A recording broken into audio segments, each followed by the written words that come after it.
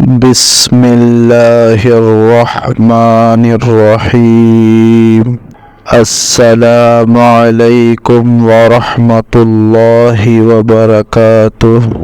ناظرین، آج کی ویڈیو حضرت علی رضی اللہ تعالی عنہ کے متعلق ہے۔ سوال: آقا علیہ السلام نے باب العلم کس کو فرمایا؟ جواب: حضرت علی کو۔ سوال: حضرت علی رضی اللہ تعالی عنہ کی ولادت کب ہوئی؟ جواب: 13 رجب بروز جمعہ۔ سوال: حضرت علی رضی اللہ تعالی عنہ کی شہادت کب ہوئی؟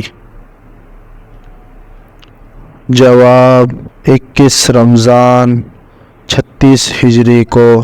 سوال: قاتل حضرت علی رضی اللہ تعالی عنہ کا نام بتائیں۔